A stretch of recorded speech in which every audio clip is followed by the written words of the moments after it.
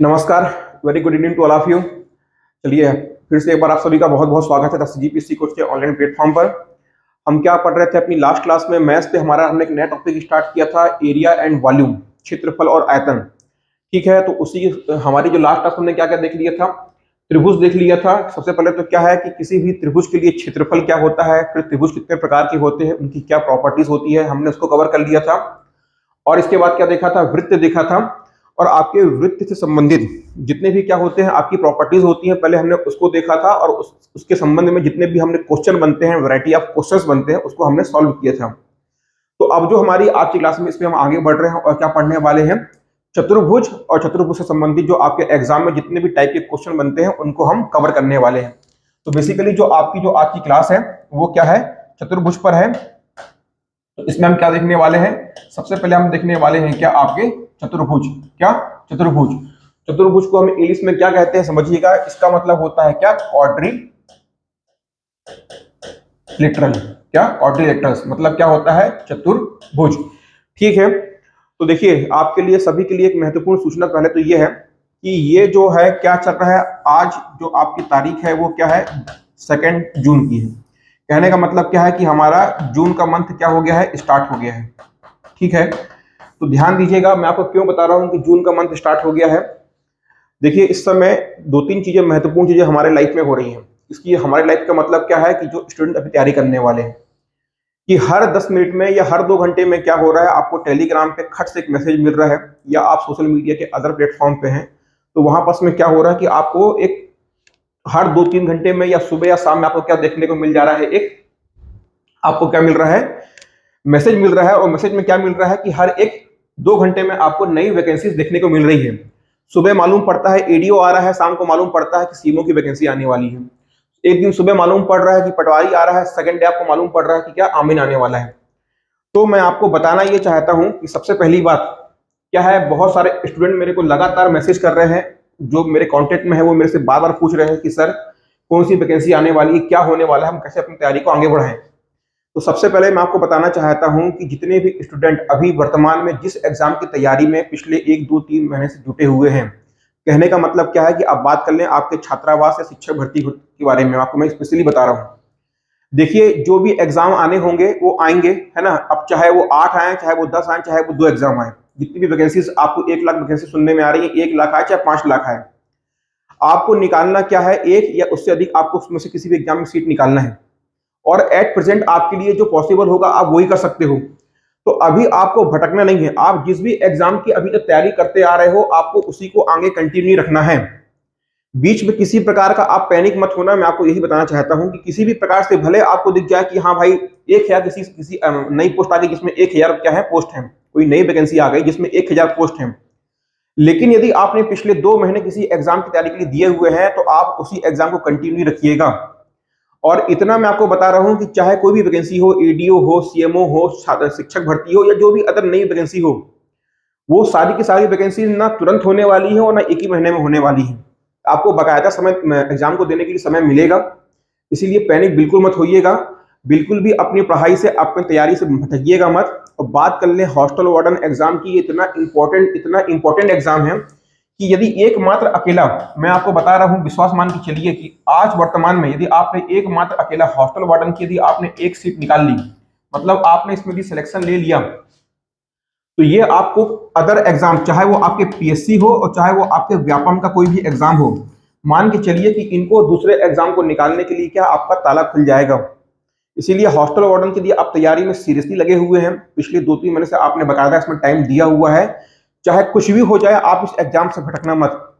ये paper 100 number का हो रहा है, मैथ्स कंप्यूटर इसका मेजर पोर्शन है। आपने इसको यदि अच्छे तरीके से तैयार कर लिया है, यदि आपने अभी तक एक बार सिलेबस को पढ़ लिया है या नहीं भी पढ़ा है, अभी भी आपके पास में पूरा जून और पूरा जुलाई का समय है आपके पास में, तो बिल्कुल भी पैनिक मत होना, आप अपनी तैयारी से बिल्कुल भी भटकना मत, है ना। तो यहाँ पर क्या देखिए कि जितनी वैकेंसीज होंगी तो देंगे ना, आने दीजिए, देखते हैं कि पहले होता क्या है। हम क्या करते हैं, पैनिक करते हैं, अरे एडीओ आने वाला है, मैंने तो पंचायती राज नहीं पढ़ा है, अरे सीएमओ आने वाला है, मेरा तो छत्तीसगढ़ स्ट्रांग नहीं है। तो ऐसे नहीं होता है। आपने जिस एग्जाम के लिए अपना इतना समय दिया है, अपनी तैयारी आपने इतनी मेहनत की है, उससे आप बीच में छोड़ना मत। मैं आपको बता रहा हूं, भटकोगे, 2 नाव में पैर रखोगे, बीच मझधार में। शुरू में रख लो तो बात समझ में आती है, बीच मझधार में, नदी के बीच में यदि आप दो नाव में पैर रखोगे तो नाव तो डूबेगी डूबेगी, आपको भी लेके डूबेगी। ठीक है, इसीलिए बता रहा हूं कि बिल्कुल भी परेशान मत होना, विश्वास रखना कि सारे एग्जाम्स आप आराम से दे सकते हैं, आराम से उनकी तैयारी भी कर सकते हैं। अभी महत्वपूर्ण यह है कि आपके छात्रावास के लिए 2 महीने का समय है, अच्छे से तैयारी करिए। हाँ, इतिहास गवाह रहा है कि जिस जिस व्यक्ति ने समय को बर्बाद किया है, समय ने उसको बर्बाद किया है, पहली बात। और दूसरी इंपॉर्टेंट बात है, जिसको भी उसकी जरूरत से या उसकी आवश्यकता से अधिक मिला है, हमेशा उसने उसकी वैल्यू नहीं करी है और उसने उसको बर्बाद किया है। अब आपने अपने समय को कितना यूटिलाइज किया है, क्योंकि जो आपके बात करना है ये आपका हॉस्टल वार्डन एग्जाम है, ये पहली बार हुआ है आपके व्यापम में, एक इकलौता ऐसा एग्जाम है कि जिसकी नोटिफिकेशन आने के बाद में आपको इतना टाइम एग्जाम की तैयारी में मिला है। तो आपने इसको कितना यूटिलाइज किया है नहीं पता, पर अभी भी 2 महीने का समय है, बहुत सीरियसली तैयारी करिए। इस एग्जाम की तैयारी में आपका देखिए, आपका मैथ्स कंप्यूटर स्ट्रांग हो ही रहा है, आपका छत्तीसगढ़ आप पढ़ ही रहे हो, इंग्लिश हिंदी आप पढ़ोगे, तो इसको यदि आपने अच्छे से पढ़ लिया तो आने वाले पटवारी हो, आरआई हो या जो भी एग्जाम हो, तो उसमें आपका बेस स्ट्रांग रहेगा और ये पेपर तो आपका निकलना ही निकलना है। ठीक है, तो इससे अधिक अभी हम चर्चा नहीं करेंगे, किसी दिन अलग इस पर एक अलग से टॉपिक लेंगे और उस पर पूरी अच्छे से बात करेंगे। तो अभी हम क्या पढ़ने वाले हैं, आपका क्या, चतुर्भुज। ठीक है, तो सबसे पहले समझिएगा कि चतुर्भुज होता क्या है और फिर इसके अंतर्गत इसकी प्रॉपर्टी क्या होती है, और इसकी प्रॉपर्टी के बाद में क्या हम एक एक करके उनके क्वेश्चन को भी क्या करेंगे, सॉल्व करेंगे। ठीक है, तो चलिए स्टार्ट कर रहे हैं क्या यहां से हम, चतुर्भुज। ठीक है, चलिए देखते हैं। देखो, मैंने आपको क्या बताया था, मैं आपको बताया था कि सबसे पहले तो क्या देखना है आपको, बहुभुज। बहुभुज का मतलब क्या होता है, पॉलीगन। पॉलीगन में क्या होता है कि मिनिमम 3 भुजाओं से बनी एक बंद आकृति होती है। ठीक है, तो हमने त्रिभुज देखा था, वृत्त देखा था, अब इसके बाद में क्या आ गया आपका चतुर्भुज। तो क्या होगा कि 4 भुजाओं से, ऐसी ऐसी आकृति जो 4 भुजाओं से बनी बंद आकृति, 4 भुजाओं से बनी बंद आकृति क्या होती है, आप बताओगे क्या, चतुर्भुज होती है। क्या होती है, चतुर्भुज। तो ये क्या हो गई आपके चतुर्भुज की परिभाषा हो गई। क्या हो गई, चतुर्भुज के परिभाषा हो गई। इसके बाद में हम चतुर्भुज की कुछ बेसिक प्रॉपर्टी देख लेते हैं। क्या, चतुर्भुज की कुछ बेसिक प्रॉपर्टी को देख लेते हैं और उसके बाद में आगे बढ़ेंगे। ठीक है, तो देखिए सबसे पहले आप इसको नोट कर लो। इसके बाद में प्रॉपर्टी नंबर 1 क्या कहता है, देखिए चतुर्भुज के लिए,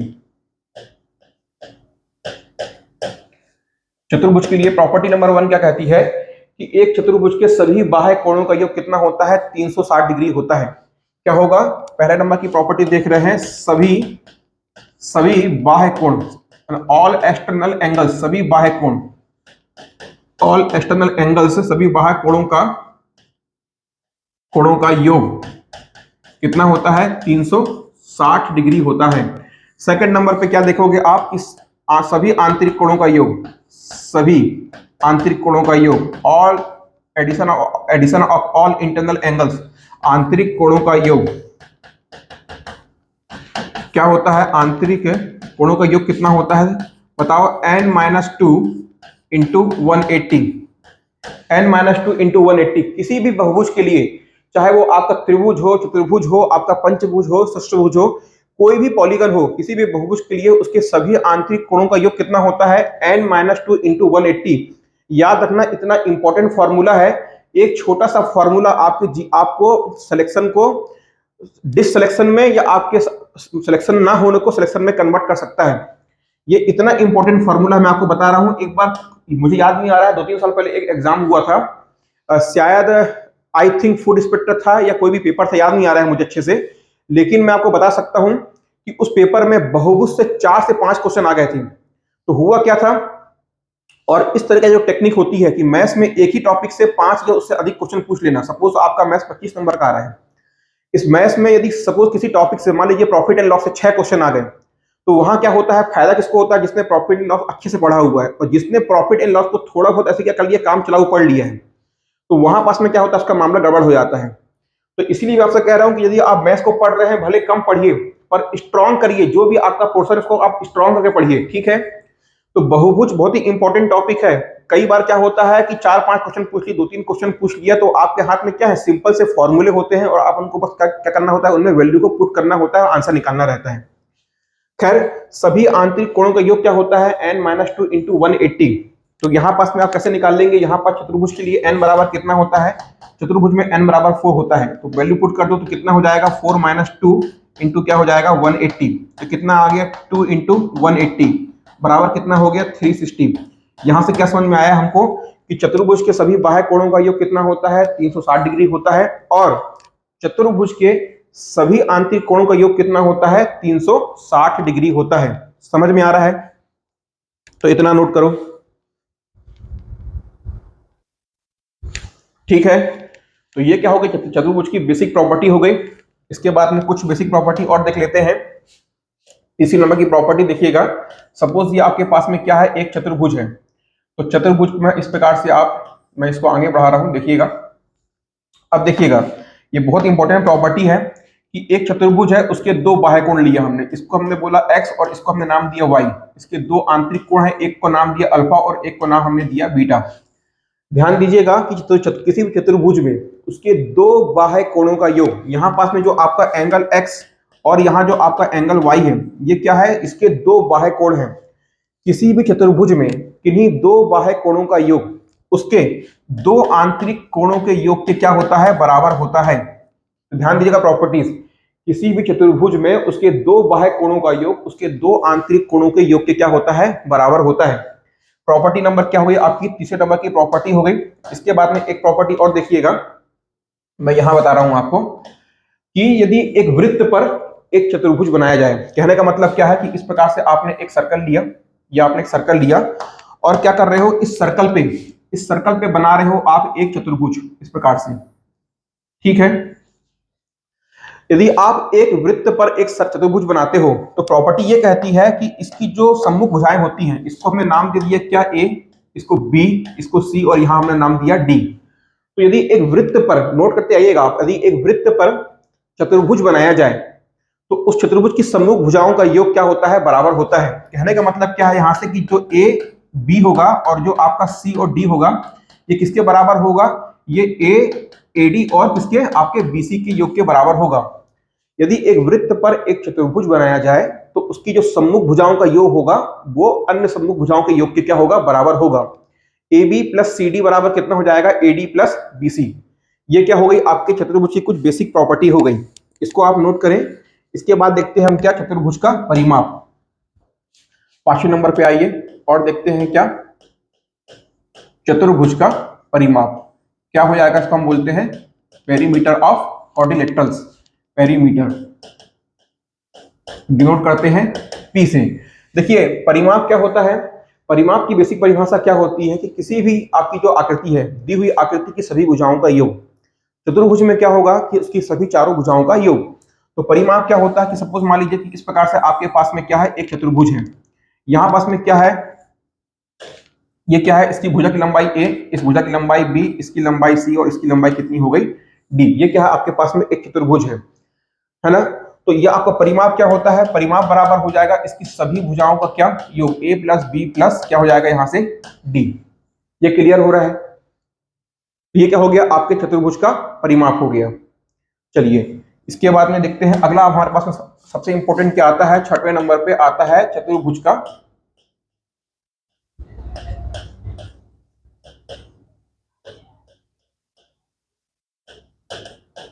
क्षेत्रफल। एरिया ऑफ क्या हो जाएगा आपका एरिया ऑफ क्वाड्रिलेटरल्स।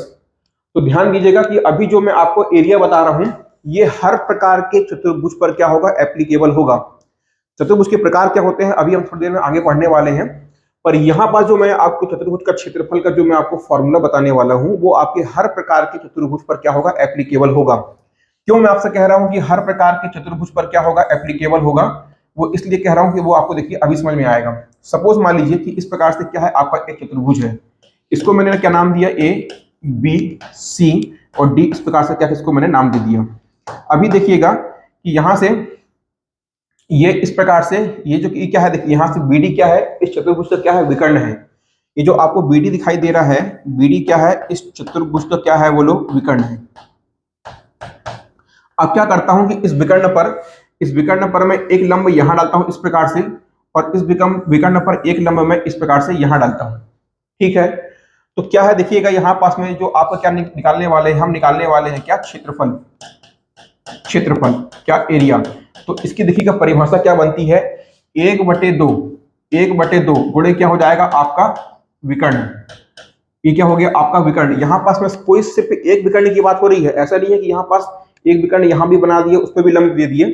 कोई भी आपको एक विकर्ण लेना है और उस पर इस प्रकार से दोनों कोणों पर क्या करना है, आपको लंब डाल देना है। तो विकर्ण और साथ में क्या हो जाएगा कि आपके दो दो क्या है, लंब आपने डाले हैं। इस विकर्ण पर आपने दो लंब डाले हैं इस चतुर्भुज पर। एक लंब आपने ये लिया है P1 और एक लंब आपने यहाँ लिया है P2। तो ये क्या हो जाएगा, क्षेत्रफल क्या हो जाएगा 1/2 गुणे विकर्ण, 1/2 गुणे विकर्ण गुणे क्या हो जाएगा, दोनों लंबों का योग क्या हो जाएगा P1 और प्लस P2। और ये किसमें है, यहाँ पास ये गुणे में है। तो क्या हो जाएगा 1/2 गुणे विकर्ण की लंबाई गुणे उस विकर्ण पर डाले गए लंबों का योग। ये क्या हो जाएगा आपके किसी भी चतुर्भुज के लिए क्षेत्रफल है। तो यदि सपोज मान लीजिए कि आपको कोई चतुर्भुज दिया हुआ है और आपको उसकी भुजाओं की लंबाई नहीं दिया है। सपोज यहाँ पास में जैसे क्या है, भुजाओं की लंबाई है ABCD, तो आपको यहाँ पास में उसकी भुजाओं की लंबाई नहीं दिया है। तो क्या कर सकते हो आप इस प्रकार से, आपको विकर्ण की लंबाई दिया है और उसके लंबों की लंबाई दिया हुआ है, तो सिर्फ विकर्ण की लंबाई और उसके उस विकर्ण पर डाले गए लंबों की लंबाई यदि आपको दिया हुआ है तो उसके आधार पर आप उस चतुर्भुज का क्षेत्रफल निकाल सकते हो। ठीक है, बहुत ही इंपॉर्टेंट फॉर्मूला है, इसको नोट करिएगा। तो ये क्या हो गया, चतुर्भुज का क्षेत्रफल। चलिए इसको नोट कर लिए। अब आगे बढ़ते हैं और हम क्या देखते हैं, चतुर्भुज के प्रकार। चलिए तो देखो चतुर्भुज में क्या, चतुर्भुज के प्रकार बेसिकली हमको जो एग्जाम में पढ़ना है उनको पढ़ते हैं। ठीक है, बहुत सारे हो सकते हैं और भी एडवांस लेवल पे होते हैं, लेकिन हमको क्या पढ़ना है जो हमारे एग्जाम पॉइंट ऑफ व्यू से इंपॉर्टेंट है। क्यों मैं कह रहा हूं कि और भी हो सकते हैं। देखिए पंचभुज भी होता है, सॉरी पंचभुज कह रहा हूं मैं, चतुर्भुज में क्या होता है कि बेसिकली जितने प्रॉपर्टीज होती हैं पहले हमको उनको पढ़ना है। टाइप की बात नहीं कर रहा था मैं, जितने भी टाइप होते हैं उनको कवर करेंगे, पर प्रॉपर्टीज बहुत सारी होती हैं, तो उतनी ही प्रॉपर्टीज पढ़नी है जितने की हमारे एग्जाम पॉइंट ऑफ व्यू से इंपॉर्टेंट है। ठीक है, चतुर्भुज के प्रकार। तो सबसे पहला देखिएगा क्या होता है, एक होता है हमारे पास में समांतर, क्या, समांतर चतुर्भुज। इसको हम क्या कहते हैं, पैरेललोग्राम। क्या कहते हैं, पैरेललोग्राम। सेकंड नंबर पे हमारे पास में क्या आता है, फिर एक आता है सम चतुर्भुज। इसे हम क्या कहते हैं, रोम्बस। फिर हमारे पास में एक और आता है समलंब चतुर्भुज। क्या, समलंब चतुर्भुज। ये क्या होता है, इसको हम कहते हैं ट्रेपेजियम। और फिर सब बचपन से पढ़ते आ रहे हैं, क्या होता है बोलो, आयत। आयत का मतलब क्या होता है, रेक्टेंगल। पांचवें नंबर पे क्या आता है यहाँ से हमारा वर्ग। वर्ग को हम क्या कहते हैं, स्क्वायर। तो बेसिकली हमको 5 टाइप के क्या पढ़ना है, चतुर्भुज पढ़ना है। क्या आपका, समानांतर, समचतुर्भुज, समलंब चतुर्भुज, आयत, और क्या आपका लास्ट में क्या, वर्ग। तो चलिए एक एक करके समझते आते हैं कि आपका समानांतर क्या होता है और समचतुर्भुज क्या होता है। तो सबसे पहले आइए हम पकड़ते हैं क्या यहां से, समानांतर या समांतर चतुर्भुज। देखिएगा क्या होता है, इसकी पहली परिभाषा क्या होगी वो समझिएगा आप। क्या होता है, एक समानांतर चतुर्भुज हम किसको कहेंगे, कि जिसकी दो भुजाएं क्या हो, एक दूसरे के समानांतर हो, जिसमें दो भुजाएं एक दूसरे के क्या हो, समानांतर हो, तो वो क्या होता है, समानांतर चतुर्भुज होता है। क्या, कि जो विपरीत भुजाएं होती हैं, विपरीत भुजाएं, क्या इसमें लिखिएगा आप, विपरीत भुजाएं, विपरीत भुजाएं क्या होती हैं, समांतर होती हैं। भुजाएं समांतर होती हैं। तो देखिए इस प्रकार से क्या बनाओगे आप, ये बनाया और ये बनाया। तो इसमें क्या होता है कि विपरीत भुजाएं क्या होती हैं, समानांतर होती हैं, और इसके साथ में क्या होता है कि वे बराबर भी होती हैं। देखिए यहां पास में क्या दिखाई दे रहा है आपको, ये जो आपको इस प्रकार से, ये क्या है, ये ए है, और यहां पास में ये जो क्या दिखाई दे रहा है, ये इस प्रकार से आपको बी दिखाई दे रहा है। तो ये भी क्या होगा, ये भी आपका ए होगा, और ये भी क्या होगा, यहां से बी होगा। तो देखो क्या बोल रहा है कि विपरीत भुजाएं क्या होती है, समानांतर होती हैं। इसको क्या करते हैं हम, साथ में इसका नामकरण भी कर देते हैं। इसको हमने बोल दिया ए, ये बी, ये सी, और ये क्या है, डी। तो देखिएगा सबसे पहला क्या, कि विपरीत भुजाएं समानांतर होती है एवं क्या होती हैं, बराबर बराबर होती हैं। देखो तो यहां से क्या लिखना है प्रॉपर्टी में आपको कि ये जो ए बी है, ए बी समानांतर किसके है, इस प्रकार से आप लगाते हैं पैरेलल का साइन। ए बी समानांतर किसके है, सी डी की है। किसके है, ए बी समानांतर है सी डी के, और साथ में क्या है, ए बी बराबर भी किसके है, बोलो सी डी के बराबर है। इसके बाद में यहां पास देखो जो आपका एडी है, ये जो आपको एडी दिखाई दे रहा है, ये किसके समानांतर है, ये बीसी के क्या है, समानांतर है। और जो एडी की लंबाई है वो किसके बराबर है, वो बीसी की लंबाई के क्या है, बराबर है। सबसे पहली प्रॉपर्टी और इंपॉर्टेंट प्रॉपर्टी क्या हो गया कि एक चतुर्भुज जिसकी दो विपरीत भुजाएं क्या हो, समानांतर हो और बराबर हो। एक चतुर्भुज जिसकी विपरीत भुजाएं क्या हो, समानांतर हो और बराबर हो, क्या होगा, आपका समांतर चतुर्भुज कहलाएगा।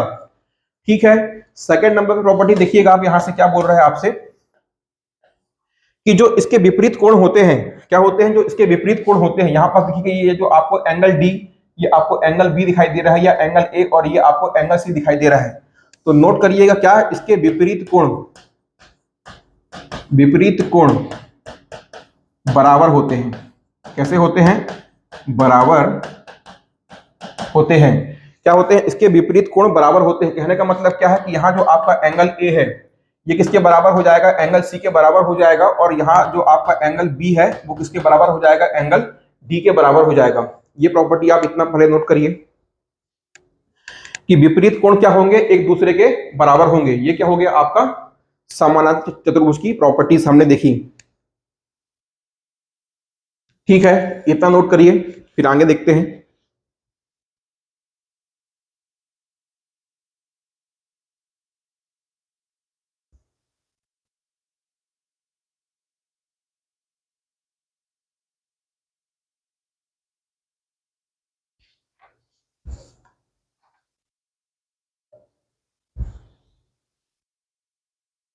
ठीक है, देखिएगा अब इसके बाद में प्रॉपर्टी नंबर थर्ड देख रहे हैं।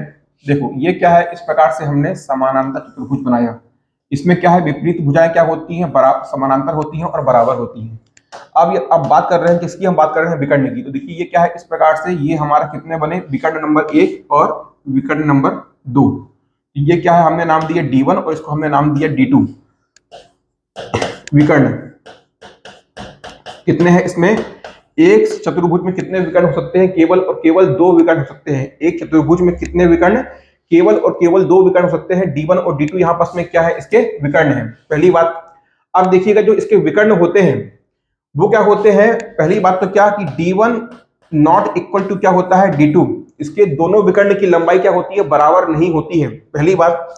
दूसरी बात क्या होता है कि ये क्या करते हैं, एक दूसरे को, देखिएगा ना विकर्ण की बात कर रहे हैं, पहली प्रॉपर्टी क्या देख लीजिए कि दोनों विकर्ण की लंबाई बराबर नहीं होती है। इसके बाद ध्यान देना, यहाँ जो विकर्ण है ये एक दूसरे को बराबर भागों में बांटते हैं। मतलब क्या है, ये जो आपकी लंबाई होगी, ये जो आपकी लंबाई दिखाई दे रही है, और ये क्या होगी, बराबर होगी। ये लंबाई जो होगी वो इस लंबाई के क्या होगी, बराबर होगी। तो क्या करते हैं, ये क्या करते हैं, एक दूसरे को बराबर भागों में काटते हैं। विकर्ण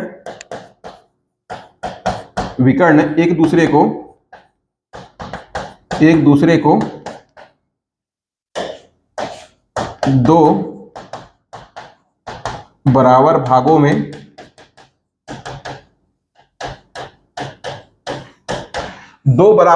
क्या करते हैं, काटते हैं। क्या देखा कि दो विकर्ण एक दूसरे को दो बराबर भागों में काटते हैं। Both diagonals are equally bisect to each other. क्या, both the diagonals are equally bisect to each other. ठीक है। इसके बाद में क्या होता है, यहाँ इक्वली बाइसेक्ट का मतलब क्या होता है कि ये वाला जो भाग होगा, देखो ये वाला भाग और ये भाग क्या बराबर होगा, और ये क्या होंगे, बराबर होंगे। तीसरी और सबसे इंपॉर्टेंट और महत्वपूर्ण प्रॉपर्टी ध्यान दीजिएगा, थर्ड नंबर की क्या है कि जो D1 है वो D2 के, ये जो आपका D1 है और D2 एक दूसरे के लंबवत नहीं होते हैं। ये ध्यान दीजिएगा, D1 और D2 क्या है, एक दूसरे के लंबवत नहीं होते हैं। मतलब यहां पास देखिएगा ये जो आपका एंगल है ये आपका 90 डिग्री नहीं होता है। तो जो दोनों विकर्ण होते हैं, दोनों विकर्ण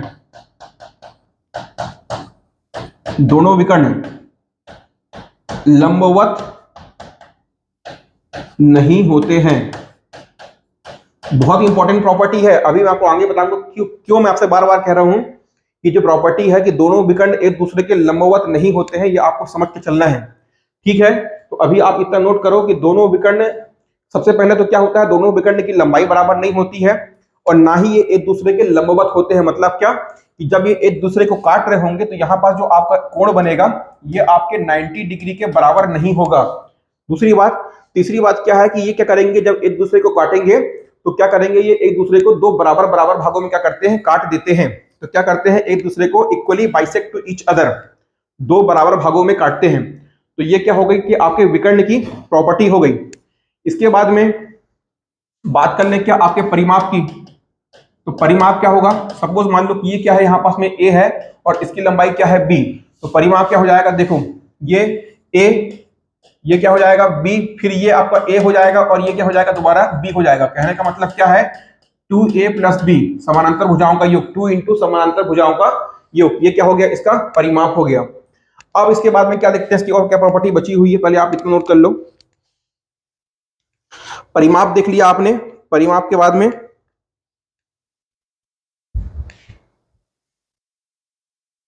ठीक है, इसके बाद में देखिएगा ये क्या हो गया आपका, चौथे नंबर पे आपने परिमाप देख लिया। अब देखिएगा क्रमागत, क्या क्रमागत, कंजुगेटिव, क्रमागत कोणों का योग, क्रमागत कोणों का योग कितना होता है, देखो 180 डिग्री होता है। कहने का मतलब क्या है, यदि मान लो कि इसको हमने नाम दिया ए बी सी डी, तो यहां पास जो आपका एंगल ए प्लस एंगल जो आपका बी है बराबर कितना हो जाएगा, ये 180 डिग्री हो जाएगा। एंगल बी प्लस एंगल आपका जो सी है ये कितना हो जाएगा, 180 डिग्री हो जाएगा। क्रमागत कोणों का योग कितना होता है, 180 डिग्री होता है। ठीक है, इतना आपने नोट किया। चलिए इसके बाद में अगली सबसे इंपॉर्टेंट क्या होता है, इसका आपके समांतर चतुर्भुज का, इसका समांतर चतुर्भुज का क्षेत्रफल निकालोगे, क्या आपको एरिया निकालना है। तो एरिया क्या होता है, इसको आप नोट करिएगा। इसका एरिया क्या होता है, लंबाई गुणित, सॉरी आधार गुणित क्या ऊंचाई, क्या होगा, आधार गुणित आधार, आधार गुणित ऊंचाई। ठीक है, इस प्रकार से ये आपने समानांतर चतुर्भुज बनाया, ये आपने लिया। तो यहां पास देखना ये जो क्या है, ये आपका आधार है, ये क्या है आपका आधार है और ये क्या है ऊंचाई। तो एरिया कितना हो जाएगा, देखिएगा आपका ए इंटू क्या हो जाएगा यहां से एच, आधार गुणित ऊंचाई, ये क्या होता है, समानांतर चतुर्भुज का क्षेत्रफल होता है। नोट करिए इसको, एक समानांतर चतुर्भुज के क्षेत्रफल क्या होता है, उसका आधार और उस आधार पर ऊंचाई, ए इंटू एच। चलिए ठीक है, तो ये क्या देख लिया आपने, एक समानांतर चतुर्भुज देख लिया, क्या पैरेललोग्राम। तो पैरेललोग्राम की जितनी भी प्रॉपर्टी होती है उसको हमने कवर कर लिया है। इसके बाद हम आगे बढ़ते हैं, किसमें, हमारा सेकंड नंबर पे क्या आता है, सेकंड नंबर पे आ रहा है क्या, आयत।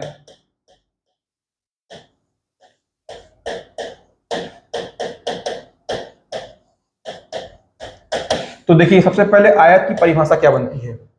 अभी हमने इसके पहले क्या देखा था, समानांतर चतुर्भुज, वो क्या होता है कि एक चतुर्भुज जिसकी दो भुजाएं, जिसकी दो विपरीत भुजाएं या सम्मुख भुजाएं क्या होती हैं, एक दूसरे के समानांतर होती हैं और क्या होती हैं, बराबर होती हैं। लेकिन यहां पास में आयत क्या है, आयत का परिभाषा क्या होती है कि एक समानांतर चतुर्भुज, क्या आयत भी क्या है, आयत भी एक समानांतर चतुर्भुज है। एक समानांतर चतुर्भुज जिसकी भुजाएं 90 डिग्री का कोण बनाती हैं, क्या 90 डिग्री का कोण 90 डिग्री का कोण बनाती हैं। देखिएगा इस प्रकार से आयत बन जाएगा आपका। देखो यहां भी क्या है, इसको नाम पहले नाम दे देते हैं। इस प्रकार से ये क्या हो गया आपका ए बी सी और ये क्या हो गया आपका डी। एक सेकंड, तो क्या हो गया, पहले हमने क्या देखा कि आयत की परिभाषा क्या होती है कि एक समानांतर चतुर्भुज जिसका प्रत्येक कोण या जिसकी जिसकी जिसकी भुजाएं 90 डिग्री क्या करती हैं, कोण बनाती हैं, पहली बात। तो देखो यहां पास में क्या है, देखो ये जो आपका एंगल है ना, ये क्या होगा, 90 डिग्री का होगा। तो समाना जो आपका जो आयत है बेसिकली क्या है, ये एक समांतर चतुर्भुज है। लेकिन यहाँ पास में क्या हो रहा है कि जो जितनी भुजाएं हैं, तो दो भुजाओं के बीच में कितने डिग्री का कोण बन रहा है, 90 डिग्री का कोण बनना चाहिए। तो सबसे पहली बात तो क्या है कि ये 90 डिग्री है। तो एक आयत के समस्त आंतरिक कोणों का योग कितना होता है, 360 डिग्री होता है। सभी सभी चतुर्भुज के लिए होता है, पर आयत के लिए क्या होगा कि दो भुजाओं के बीच का कोण कितना होता है, 90 डिग्री होता है। अब यहाँ पास वही प्रॉपर्टी, क्यों, क्योंकि ये समानांतर चतुर्भुज है, इसीलिए क्या होगा कि जो इसकी विपरीत या सममित भुजाएं होंगी वो क्या होंगी, एक दूसरे के बराबर, एक दूसरे के समानांतर होंगी, और क्या होंगी, बराबर भी होंगी। तो ए बी समानांतर है सी डी के, और साथ में ए बी बराबर किसके हैं, सी डी के। ठीक इसी तरह से यहाँ पास में जो आपका एडी है, ये जो एडी है ये समानांतर किसके होगा, बीसी के समानांतर होगा। और ये जो एडी की लंबाई होगी, एडी की लंबाई होगी वो आपके बीसी की लंबाई की क्या होगी, बराबर होगी।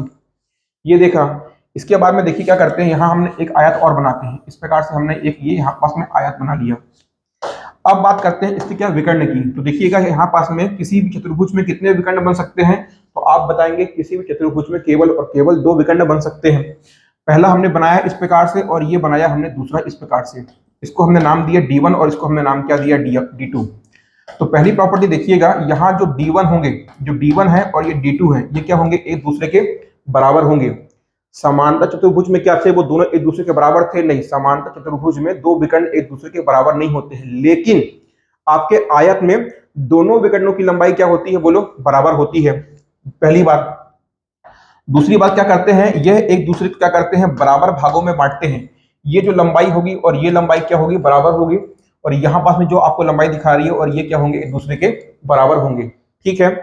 तो क्या करते हैं, ये दोनों एक दूसरे को, दोनों विकर्ण एक दूसरे को समद्विभाजित करते हैं, इक्वली बाइसेक्ट करते हैं, समद्विभाजित करते हैं। ठीक है। ये करते हैं, समद्विभाजित करते हैं,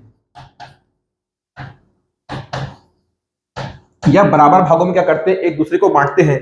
इसके बाद में देखना कि यहाँ पास में क्या आपके थर्ड नंबर की प्रॉपर्टीज क्या है, ये इंपॉर्टेंट है कि जो D1 है, ये जो आपका D1 है, ये लंबवत होता है D2 के। कहने का मतलब क्या है, ये जो आपको एंगल यहाँ पास दिखाई दे रहा है, ये कितना होगा, 90 डिग्री का होगा। एक आयत में दो विकर्ण एक दूसरे को 90 डिग्री पर काटते हैं। समझ में आ रहा है, एक आयत में दो विकर्ण क्या होते हैं, एक दूसरे को 90 डिग्री में काटते हैं।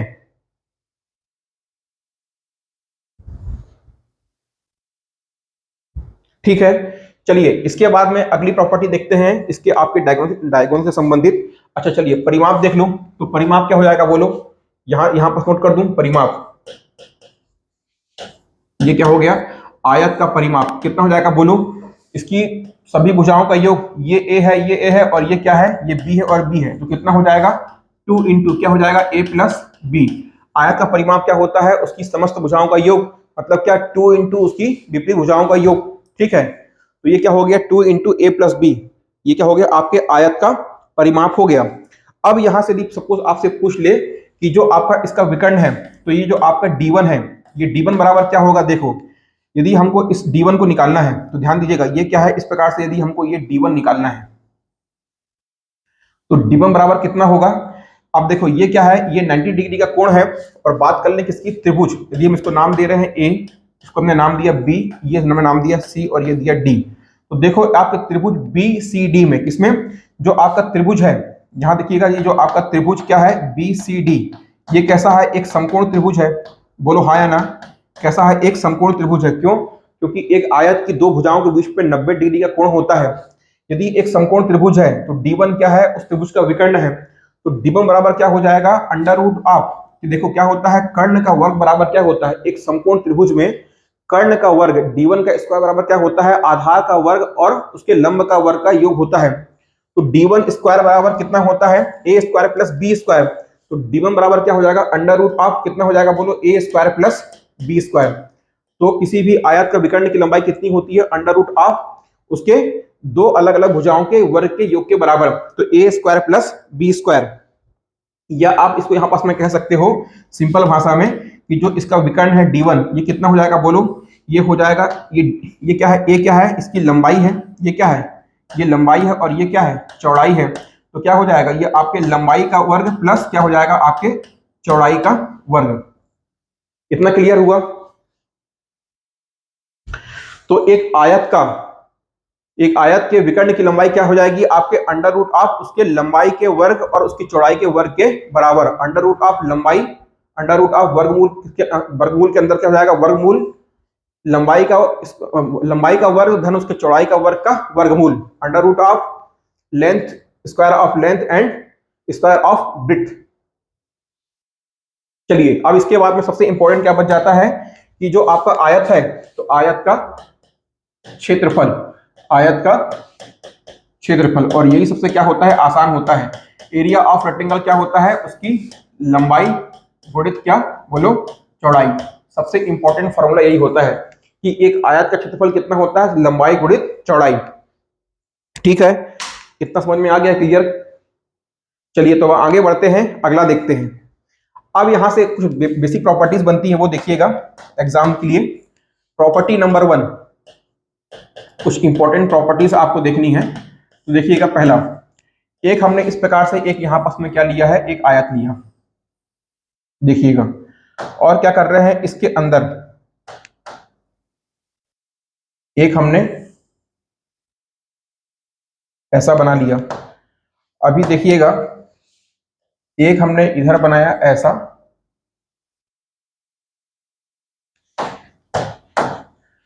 और ये। अभी देखिएगा ये क्या है, देखो सपोज मान लो कि ये जो आपको दिखाई दे रहा है क्या है, ये जो है ये क्या है, आयत। और इसके अंदर क्या, इसके अंदर एक आयत और बनाया गया है, लेकिन इसके बीच में कितनी है, देखिएगा यहां पास में, या कई बार देखिए क्वेश्चन क्या बनता है कि आपके पास में एक आयताकार मैदान है, क्या है, एक आयताकार मैदान है, तो बोलता है उस आयताकार मैदान के अंदर किसी चौड़ाई का क्या क्या कर दिया गया, किसी चौड़ाई का एक रास्ता बनाया गया है। एक आयताकार मैदान के अंदर एक्स चौड़ाई का, या जो भी आप चौड़ाई मान लो, का एक रास्ता बनाया गया है। या आपसे कह दे कि एक आयताकार मैदान के बाहर, पहली कंडीशन क्या होगी, एक आयताकार मैदान के अंदर, और सेकंड कंडीशन क्या होगी, एक आयताकार मैदान के बाहर किसी निश्चित चौड़ाई का क्या कर दिया गया है, एक रास्ता बनाया गया है, तो उस रास्ते का क्षेत्रफल क्या होता है। ठीक है, तो यहां से देखिए क्या हो रहा है, सपोज मान लीजिए कि ये क्या है, आपका एक आयताकार क्या है, ये क्या है, आपका एक आयताकार मैदान है। ठीक है, और यहां पास में क्या किया है, देखिए इस प्रकार से आपको यहां सपोज मान लीजिए कि ये क्या है, ये एक डब्लू चौड़ाई का क्या कर दिया गया है, इस प्रकार से एक रास्ता बना दिया गया है। किसके, तो ये क्या देखना यहां पास में, ये एक आयताकार मैदान के अंदर कब, ये कब की बात हो रही है, देखिएगा ये कब की बात हो रही है, ये बात हो रही है पहली, जो आपका पहला केस है कि क्या है, मैदान के अंदर, मैदान के अंदर रास्ता, पहला केस। तो यदि आपके पास में एक मैदान है, उस मैदान की लंबाई कितनी है, यदि इस मैदान की लंबाई a है और इस मैदान की लंबाई कितनी है, b है, और यदि इसके अंदर एक w चौड़ाई का, ये यहां पास में जो आपको दिखाई दे रहा है, ये w, ये क्या है, w चौड़ाई का एक रास्ता बनाया गया है, तो इस समस्त ये जो रास्ते का क्षेत्रफल कितना होगा, तो डायरेक्टली पहले आप यहां पास रखिएगा area of path. Area of path, path का मतलब क्या होता है, ये जो रास्ता है, रास्ते का क्षेत्रफल कितना होगा, उसको आप नोट करिएगा। सबसे पहले यहां पास में क्या लिखोगे, आप लिखोगे 2w, मतलब क्या है, ये जितनी भी चौड़ाई का आपको रास्ता दिया हुआ है, तो 2 into w, उस चौड़ाई का दुगना आप लिखोगे। इसके बाद में अंदर लगाओगे क्या, ब्रैकेट, क्या लगाओगे बोलो, अंदर लगाओगे क्या, आप ब्रैकेट। अब आप यहां पर ध्यान देना, यहां पास क्या लिखोगे, आपकी लंबाई। एक काम करिए, लंबाई को क्या करता हूं, यहां पास में मान लीजिए, अभी मैं इसको ए बी नहीं करता, अभी क्या करते हैं हम, सपोज यहां लंबाई को L और ब्रेड्थ को, चौड़ाई को B लेते हैं। ठीक है, तो देखिएगा 2 into W, W यहां पास में क्या है, दिए गए रास्ते की चौड़ाई है। ठीक है, तो हमने यहां पास में क्या लिखा, 2 into W। अब यहां पास, अब इसको आप खाली छोड़िए, अभी यहां आइए। अब देखिए क्या है कि अब आपके सेकंड नंबर का केस क्या बन रहा है, यहां पास जो सेकंड नंबर का केस बन रहा है बेटा, वो देखना कि मैदान के बाहर रास्ता। देखो पहली केस में क्या हो रहा था, मैदान के अंदर रास्ता बन रहा था, और दूसरे केस में क्या हो रहा है, मैदान के बाहर रास्ता बन रहा है। ठीक है, तो देखो ये क्या है आपका, इस प्रकार से ये क्या है, आपके पास में एक मैदान है A B C D, इसकी लंबाई कितनी है, L है, और इसकी चौड़ाई कितनी है, बोलो इसकी चौड़ाई कितनी है, B है। अब क्या कर दिया है कि एक मैदान के बाहर, क्या कर दिया, एक मैदान के बाहर W चौड़ाई का, ये क्या है आपका, जो चौड़ाई कितनी है W, तो मैदान के बाहर क्या कर दिया है, इस प्रकार से एक रास्ता बना दिया गया है। तो आपसे यदि इस रास्ते का क्षेत्रफल पूछे, यदि आपसे इस रास्ते का क्षेत्रफल पूछे तो हम कैसे निकालेंगे, तो वो देखिएगा। यहाँ पास में क्या करेंगे, फिर से यहाँ पास लिखेंगे हम एरिया बराबर, यहाँ पास क्या लिखेंगे, दोबारा लिखेंगे 2 × W, और ये इस प्रकार से यहाँ लगाएंगे हम ब्रैकेट। अब आप देखना, यदि आपसे बात करें किसकी, अंदर की, क्या है देखिएगा, यदि यहां से आपसे बात कर रहा है किसकी, अंदर की, area of path inside the rectangle, तो यहां पास क्या होगा देखना, ये आपके आयताकार मैदान की लंबाई और चौड़ाई यहां पास लिखे, और यहां भी क्या करोगे आप, दोनों केस में क्या कर दोगे, 2W इंटू क्या कर दोगे, लंबाई लिखोगे और क्या कर दोगे, चौड़ाई लिखोगे। यदि बात कर रहा है अंदर, क्या आपके आयताकार मैदान के अंदर एक रास्ता बनाया गया है, तो यहां क्या करोगे आप, अंदर के लिए क्या कर दोगे, 2W को, ये जो आपने 2W लिखा है इसको आप क्या कर दोगे, माइनस कर दोगे। यदि एग्जाम में ऐसा प्रश्न आ जाता है और आपको यदि ये फॉर्मूला याद है तो मुश्किल से 30 सेकंड आप आंसर निकाल लोगे, और यदि आपको ये फॉर्मूला याद नहीं है तो आपको करीबन आपको 1.5 मिनट लगेगा। बस फर्क इतना ही है केवल कि यहां पास में ये आपको फॉर्मूला ध्यान में रखना है, इसलिए मैं आपको समझा रहा हूं कि ये बन कैसे रहा है। सबसे पहले 2 गुणित रास्ता की चौड़ाई लिखे, अंडर आप ब्रैकेट लगाए, लंबाई प्लस चौड़ाई लिख दिए, लंबाई प्लस चौड़ाई किसकी, आपके मैदान की। इसके बाद में जो रास्ते की चौड़ाई कितना दिया हुआ है आपको, W दिया हुआ है। यदि अंदर बोल रहा है, यदि अंदर बोल रहा है तो क्या माइनस कर दोगे, और यदि आपसे बाहर बोल रहा है तो क्या कर दोगे आप, यहाँ पास प्लस कर दोगे। यहाँ पास में क्या हो जाएगा, ये 2W जो बाहर है ये क्या है, अंदर आके 2W क्या हो जाएगा, प्लस हो जाएगा। अभी जब मैं आपको नेक्स्ट क्लास में इसके संबंध क्वेश्चन सॉल्व करवाऊंगा तो मैं आपको वहां पर दोनों ही मेथड से करवाऊंगा, एक तो फॉर्मूला से भी करवाऊंगा और दूसरा जो हम बेसिक कॉन्सेप्ट होता है कि यदि हमको ये फॉर्मूला याद नहीं आ रहा है तो हम उसको कैसे सॉल्व कर सकते हैं, वो भी मैं आपको बतलाऊंगा। ठीक है, तो इतना नोट करिए।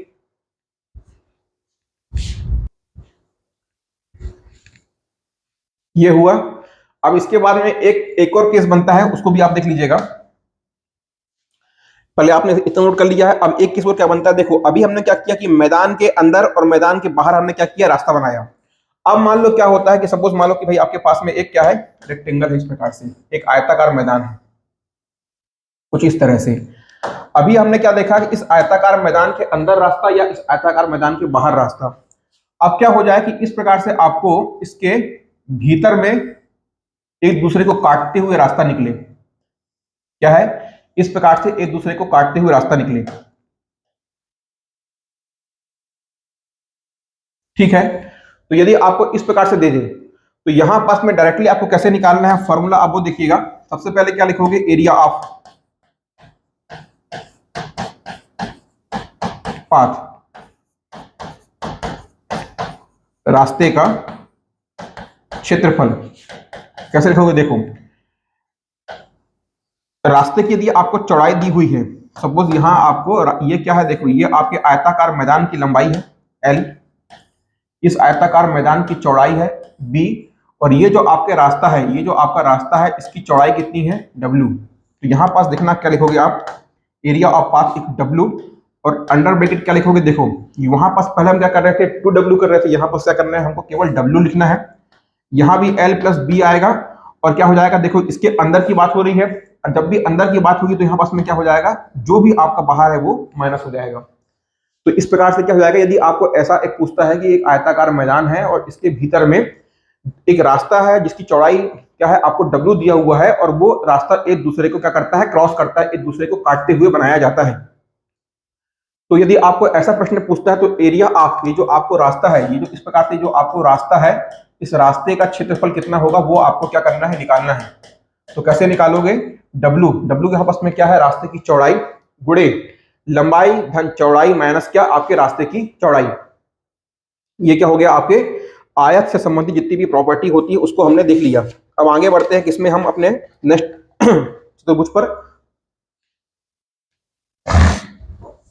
देखिए अब क्या आता है नेक्स्ट हमारे पास में, नया आया हमारे पास में क्या, समानांतर चतुर्भुज हमने देख लिया, आयत हमने देख लिया। अब आता है क्या, वर्ग। देखिएगा क्या आता है, वर्ग, और वर्ग हम क्या कहते हैं, बोलो, स्क्वायर।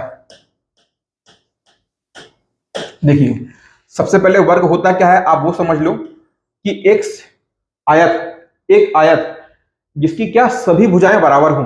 एक आयत जिसकी सभी भुजाएं क्या हो, बराबर हो, वो क्या कहलाता है, वर्ग कहलाता है। एक आयत जिसकी सभी भुजाएं क्या हो, बराबर हो, तो आयत में क्या होता है, देखिएगा सभी, एक आयत की परिभाषा क्या होती है कि सभी भुजाएं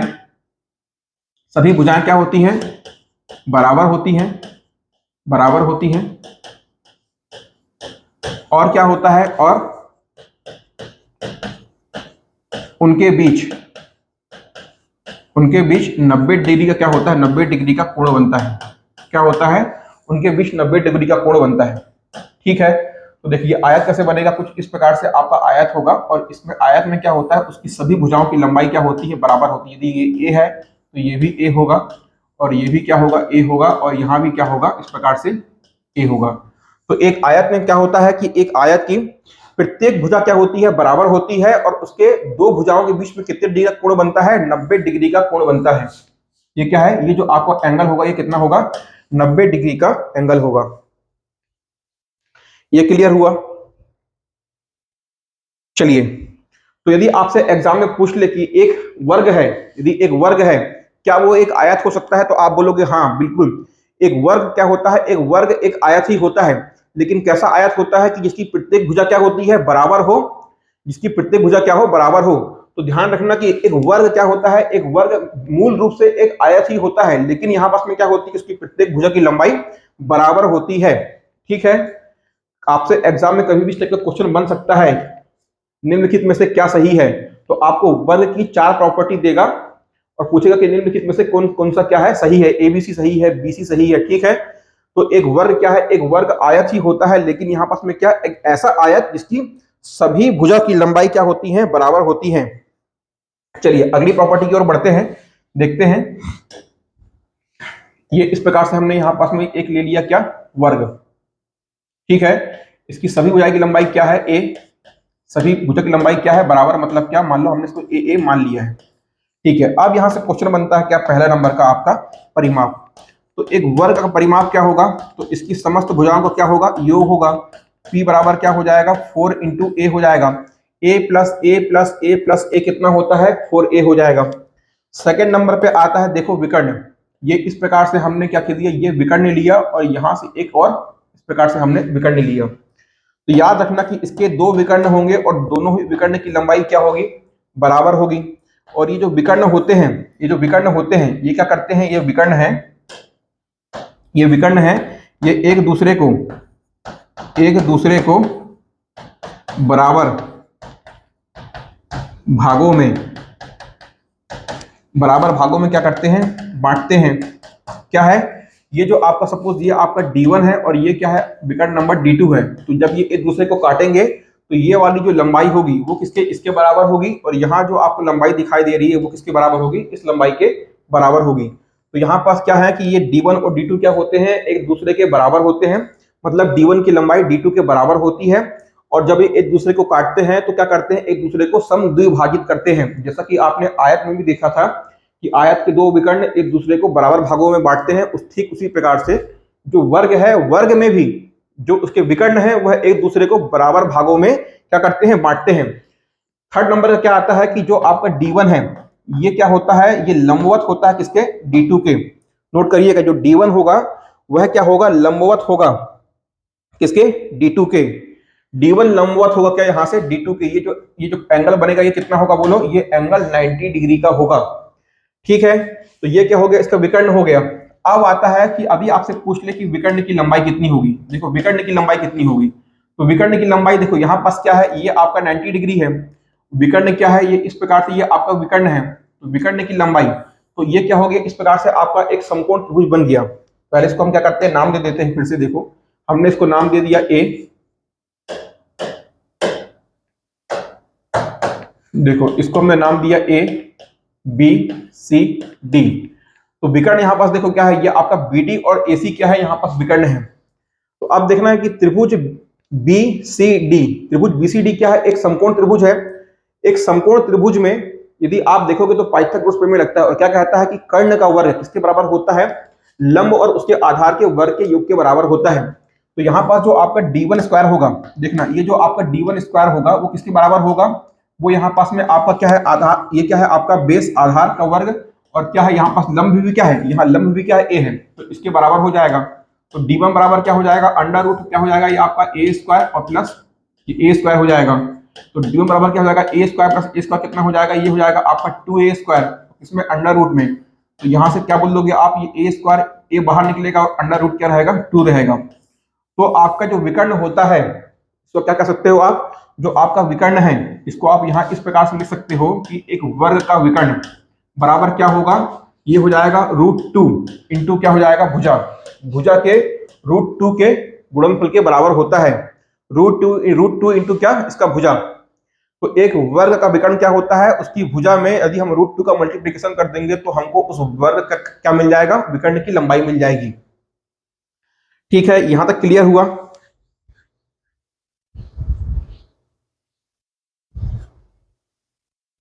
अब यदि आप हमारे पास में आता है क्या है, इसके बाद में आता है तीसरे नंबर पे क्षेत्रफल। तो एक वर्ग का क्षेत्रफल क्या होता है, तो ये होता है, देखो इसकी लंबाई और चौड़ाई तो क्या है, बराबर है, तो क्या हो जाएगा, भुजा गुणे, एक वर्ग का क्षेत्रफल क्या होता है, भुजा गुणे उसकी दो भुजाओं का गुणनफल, भुजा गुणे भुजा। तो यहाँ पास देखिए इसका एरिया कितना आ गया, इसका एरिया यहाँ से कितना आ गया, ए स्क्वायर। किन्हीं भी दो भुजाओं का गुणनफल क्या होता है, वर्ग का क्षेत्रफल होता है। अच्छा, अभी आपने क्या देखा था, यहाँ आपने देखा d बराबर क्या है, √2, और यदि मान लो क्या इसकी भुजा a है तो d बराबर कितना आ गया, √2a आ गया। तो यहां से मैं ये देखिएगा, मैं इसको ले रहा हूं, ये क्या है, क्षेत्रफल है, बोलो हाँ या ना, ये क्षेत्रफल है, समझना। अब क्या कर रहा हूं कि ये d है, d बराबर कितना है, a√2 है, तो यहां से a बराबर कितना हो जाएगा, बोलो d√2 हो जाएगा।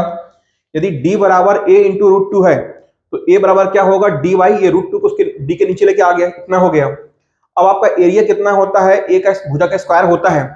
तो यहां देखिएगा, यहां से आप एरिया कैसे निकालोगे, एरिया a बराबर कितना है, d√2, तो क्या कर दोगे, dy√2 कर दोगे, और ये क्या हो गया, इसका स्क्वायर हो गया। यहां से कितना हो जाएगा, देखना ये क्या हो जाएगा, ये हो जाएगा d स्क्वायर, और √2 का स्क्वायर कितना होता है, 2 होता है, तो ये क्या हो गया, आपका 2 हो गया। मतलब यहां से आपको एरिया का एक और फॉर्मूला मिल गया। तो ध्यान दीजिएगा, एक वर्ग का क्षेत्रफल कितना होता है, पहला उसकी भुजाओं का गुणनफल, या तो फिर यदि आपको एक वर्ग की भुजा नहीं दिया है, आपको उस वर्ग का क्या दिया गया है, डायगोनल दिया गया है, तो कैसे निकाल लोगे आप, उस डायगोनल के माध्यम से भी आप उस वर्ग का क्षेत्रफल निकाल सकते हैं। कैसे निकालेंगे, डायगोनल का स्क्वायर भागे कितना, डायगोनल का स्क्वायर डिवाइडेड बाई 2, विकर्ण का वर्ग भागे 2 बराबर क्या, आपके वर्ग का क्षेत्रफल। तो या तो आप एरिया एरिया को क्या बोल सकते हो, एरिया बराबर ए स्क्वायर, एरिया बराबर ए स्क्वायर, और या तो इसको आप एरिया को विकर्ण के साथ में लिखोगे तो क्या लिखोगे, d²/2। ठीक है, तो ये क्या हो गया, आपके वर्ग का क्या हो गया, क्षेत्रफल हो गया, वर्ग का क्षेत्रफल। ठीक है, चलिए अब इसके बाद में हमारे पास में क्या बचता है, अगला हम आगे देखते हैं। आइए, ये क्या हो गया, वर्ग हो गया। अब क्या आता है हमारे पास में, बचा सम चतुर्भुज। ये बहुत इंपॉर्टेंट है, सम चतुर्भुज, इसको हम क्या कहते हैं, इसे हम कहते हैं rhombus. Rhombus, area of rhombus आपसे एग्जाम में पूछता है, बेहद इंपॉर्टेंट है। तो सम चतुर्भुज की परिभाषा क्या होगी कि समांतर चतुर्भुज जिसकी प्रत्येक भुजा बराबर हो। देखो आयत, वर्ग क्या बोले थे, एक ऐसा आयत जिसकी प्रत्येक भुजा बराबर हो, और सम चतुर्भुज क्या कहेंगे कि एक ऐसा समांतर चतुर्भुज जिसकी प्रत्येक भुजा बराबर हो। समझिएगा, समान चतुर्भुज क्या था कि एक ऐसा चतुर्भुज जिसकी दो विपरीत भुजाएं क्या हो, एक दूसरे के समांतर हो और कैसी हो, बराबर हो। ये क्या है, आपका समांतर चतुर्भुज था। यदि ये ए है तो ये भी क्या था, बोलो ये ए था, और यदि यहाँ ये आपका बी है तो ये भी क्या था, ये बी था। ये क्या है, एक समांतर, क्या है, ये एक समांतर चतुर्भुज है। हमको पढ़ना क्या है, सम चतुर्भुज पढ़ना है। तो एक ऐसा समांतर चतुर्भुज, क्या समांतर चतुर्भुज का मतलब क्या होता है कि इसमें पहली कंडीशन, एक ऐसा समांतर चतुर्भुज जिसकी प्रत्येक भुजा क्या हो, बराबर हो। क्या हो, एक ऐसा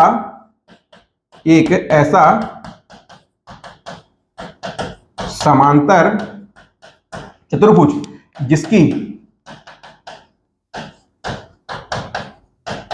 प्रत्येक भुजा क्या हो, बराबर हो। ठीक है, एक ऐसा समांतर चतुर्भुज जिसकी प्रत्येक भुजा क्या हो, बराबर हो। तो तो समांतर चतुर्भुज में मान लो कि ये ए है, तो ये भी क्या होगा ए, ये भी क्या होगा ए, और ये भी क्या होगा ए। इसकी सभी भुजा क्या होंगी, बराबर होंगी, लेकिन क्या होंगी, एक दूसरे के समांतर होंगी। भाई समांतर चतुर्भुज में क्या होता था कि दो विपरीत भुजाएं समांतर भी होती थी और बराबर भी होती थी। यहाँ पास में क्या है कि यहाँ पर सारी भुजाएं क्या है, बराबर है, लेकिन क्या है, विपरीत भुजाएं एक दूसरे के समानांतर हैं, क्या है, पैरेलल हैं। लेकिन क्या होंगी, विपरीत भुजाएं समांतर भी होंगी। ठीक है, हो रहा है क्लियर अब? तो क्या हो गया कि आपका जो सम चतुर्भुज है ये क्या है, एक प्रकार का समांतर चतुर्भुज भी है, लेकिन कैसा कि जिसकी सभी भुजाएं क्या होंगी, बराबर होंगी। एक ऐसा समांतर चतुर्भुज जिसकी सभी भुजाएं क्या होंगी, बराबर होंगी, और लेकिन कैसी होंगी, समानांतर होंगी। ठीक है, ये आपने नोट कर लो। इसके बाद में हम देखते हैं इसकी अगली प्रॉपर्टी। देखो अब क्या है, इस प्रकार से हमने एक समांतर सम चतुर्भुज क्या पढ़ रहे हैं हम, सम चतुर्भुज। ठीक है, देखो इसकी सभी भुजा की लंबाई क्या होती है, बराबर होती है, इस प्रकार से। अब क्या है, बात करते हैं इसके विकर्ण की। तो यदि आपको दिखाई दे रहा होगा, देखो ये क्या है, ये इसका पहला विकर्ण है, और ये यहाँ पास में क्या है, इसका दूसरा विकर्ण है। यहाँ जो D1 है और ये क्या है, D2 है। तो पहली प्रॉपर्टी, यहाँ जो D1 है ये आपके D2 के बराबर नहीं होता है। ध्यान दीजिएगा, आयत और वर्ग में उसके विकर्ण क्या होते हैं, विकर्णों की लंबाई बराबर होती है, लेकिन यहाँ पर सम चतुर्भुज में उसके विकर्णों की लंबाई क्या बराबर नहीं होगी, पहली कंडीशन। दूसरी कंडीशन, ये जो D1 होगा, ये जो D1 है ये D2 के क्या होगा, लंबवत होगा, 90 डिग्री का परपेंडिकुलर होता है। यही सबसे इंपॉर्टेंट प्रॉपर्टी है। पूरे सम चतुर्भुज की सबसे इंपॉर्टेंट प्रॉपर्टी क्या है कि जो उसके लंब होते हैं वह एक दूसरे को 90 डिग्री पर काटते हैं। सॉरी, जो उसके विकर्ण होते हैं वह एक दूसरे को 90 डिग्री पर काटते हैं। एक सम चतुर्भुज के विकर्ण एक दूसरे को 90 डिग्री पर काटते हैं, एक दूसरे क्या होते हैं, लंबवत होते हैं। दोनों की लंबाई बराबर नहीं होती है, और क्या करते हैं ये सम द्विभाजित करते हैं, मतलब एक दूसरे को बराबर भागों में काटते हैं। ये जो लंबाई होगी वो इसके बराबर होगी, और ये जो लंबाई होगी वो इसके बराबर होगी। अभी तक हम क्या पढ़ते आ रहे थे, समांतर चतुर्भुज पढ़े, आयत पढ़े, वर्ग पढ़े, और अब क्या पढ़ रहे हैं, सम चतुर्भुज पढ़ रहे हैं। इसमें सभी में एक कॉमन प्रॉपर्टी क्या हो रही है कि जो विकर्ण जब एक दूसरे को काट रहे हैं तो क्या कर रहे हैं, एक दूसरे को बराबर भागों में काट रहे हैं। ये सब में क्या है, इक्वल है, सब में क्या बराबर है। ठीक है, तो ये इसकी प्रॉपर्टी याद रखना कि इसके दो विकर्णों की लंबाई बराबर नहीं होगी, पहली बात। एक दूसरे को 90 डिग्री पे काटेंगे, दूसरी बात। और तीसरा क्या है, जब एक दूसरे को काटेंगे तो वो क्या करेंगे, एक दूसरे को बराबर भागों में काटेंगे, बाइसेक्ट टू ईच अदर। ठीक है, ये होगी इसकी प्रॉपर्टी। अब आते हैं इंपॉर्टेंट क्या है, परिमाप। ध्यान दीजिएगा, तो परिमाप क्या हो जाएगा, इसकी समस्त भुजाओं का योग, a plus a plus a plus a कितना हो जाएगा, 4a। और यहां से परिमाप से एक चीज और बन जाती है, जो परिमाप आपका 4a है ये किसके बराबर होता है, इसको नोट करिएगा, अंडर रूट ऑफ जो इसके विकर्णों के वर्ग के बराबर होता है।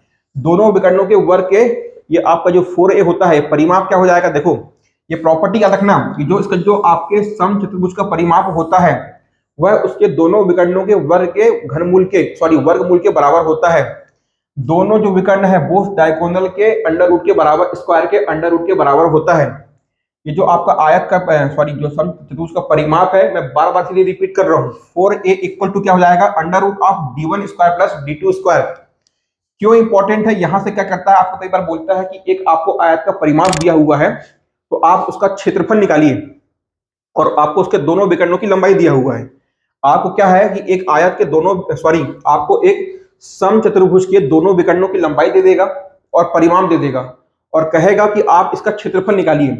यदि हमको किसी भी अच्छा देखिएगा आगे, तो यहां से क्या है, ए बराबर क्या हो जाएगा, देखो ये क्या है आपका d1 स्क्वायर, और ये क्या है यहाँ पास इस प्रकार से d2 स्क्वायर है। और यहाँ क्या था पहले से, एक मिनट ध्यान दीजिएगा यहाँ पास में कुछ, हाँ देखिएगा, ये जो इसका जो परिमाप है, थोड़ा सा यहाँ पास करेक्शन करिएगा, ये 2 टाइम्स यहाँ पास में 2 आएगा। चलो मैं काम करता हूँ, इसको फिर से लिख देता हूँ क्योंकि ये बेहद इंपॉर्टेंट है। मैं यहाँ पास में 2 लिखना भूल गया था। देखना, ये जो आपके सम चतुर्भुज का परिमाप होता है, क्या, पेरीमीटर P, ये क्या हो जाएगा, सबसे पहला तो क्या होता है 4a होता है, और इसके अलावा आप देखोगे क्या, आप इसको और कर सकते हो, और कितना होता है 4a बराबर 2 into under root of d1 square plus d2 square.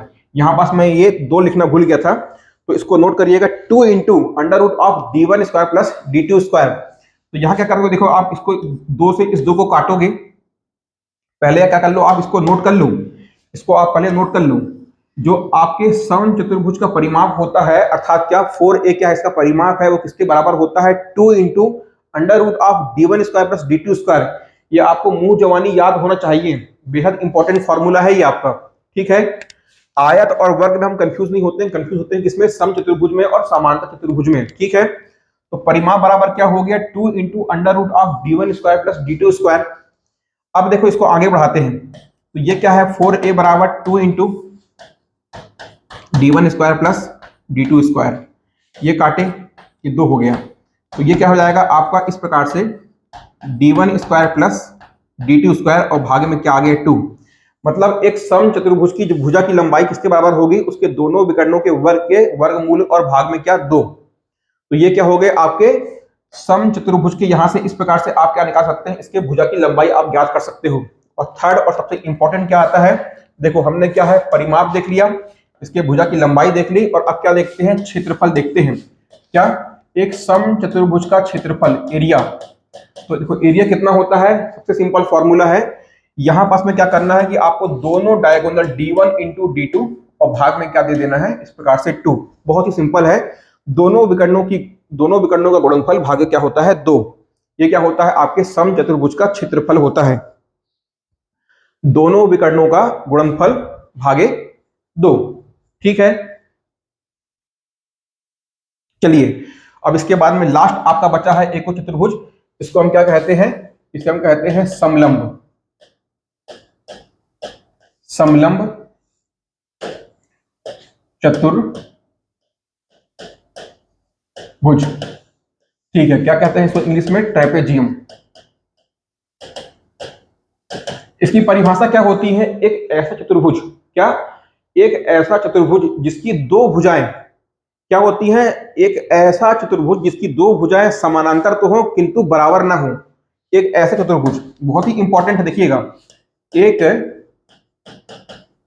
ऐसा चतुर्भुज जिसकी क्या होंगी 2 भुजाएं, जिसकी 2 भुजाएं क्या होंगी, समांतर तो होंगी, एक दूसरे के पैरेलल होंगी, समांतर होती हैं, किंतु परंतु मेरे बंधु, किंतु क्या, बराबर नहीं होती हैं, बराबर नहीं होती है। समझिएगा परिभाषा क्या बोल रहा है, कि 2 भुजाएं हैं, वो क्या है, एक दूसरे के क्या है, पैरेलल है, आपको दिखाई दे रहा है। सपोज मान लो ये क्या है आपका, यहाँ से A है और ये B है और ये C है और ये D है। इसमें क्या होता है कि 2 भुजाएं एक दूसरे के पैरेलल हैं, लेकिन क्या है, देखो ये आपको दिखाई दे रहा है, ये क्या है, आपको दोनों ही क्या होती है, एक दूसरे के बराबर नहीं होती है। तो इस प्रकार से यहाँ इसको जोड़ दो और यहाँ से इस प्रकार से इसको जोड़ दो, तो यह जो आपको डायग्राम दिखाई दे रहा है, ये क्या हो गया आपका, एक समलंब चतुर्भुज बन गया, क्या आपका ट्रेपेजियम, कि एक ऐसा चतुर्भुज जिसकी 2 भुजाएं समानांतर तो होती हैं लेकिन बराबर नहीं होती हैं, क्या कहलाता है आपका, समलंब चतुर्भुज कहलाता है। ठीक है, चलिए इसके बाद में मतलब आप यहां से क्या कह सकते हो, ये जो आपका AB है ये समानांतर किसके है बोलो, ये CD के समानांतर है, लेकिन यहां पास जो AB की लंबाई है यह कभी भी आपके CD के बराबर नहीं होगी एक समलंब चतुर्भुज में। ठीक है, अब इसके बाद में इंपॉर्टेंट इससे सिर्फ एक ही होता है, वो होता है क्या, इसका एरिया, एक समलंब चतुर्भुज का एरिया। तो क्या होता है 1/2, अब क्या होगा देखो यहां से, समांतर भुजाओं का योग 1/2 गुणे क्या हो जाएगा, देखो यहां से समांतर भुजाओं का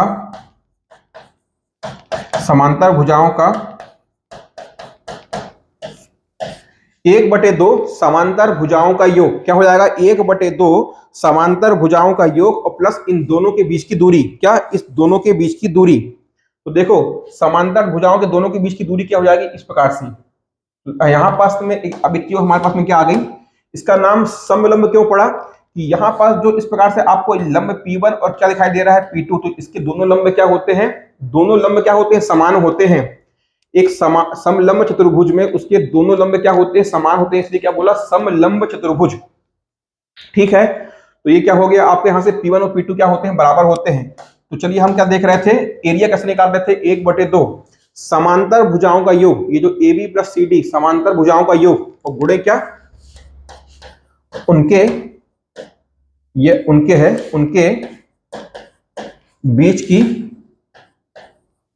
की दूरी। मतलब क्या देखिएगा, एरिया इस प्रकार से यहां लिख रहे हैं। सपोज मान लो इसको अपन यहां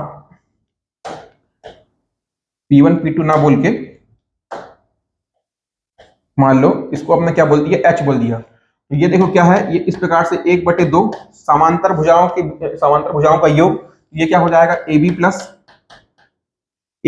CD और क्या हो जाएगा इसके बीच की जो दूरी है क्या हो जाएगा इंटू H। ये क्या हो गया आपके समलंब चतुर्भुज का क्या हो गया, क्षेत्रफल हो गया। ठीक है, ये क्या हो गया, उसके समलंब चतुर्भुज का क्षेत्रफल हो गया।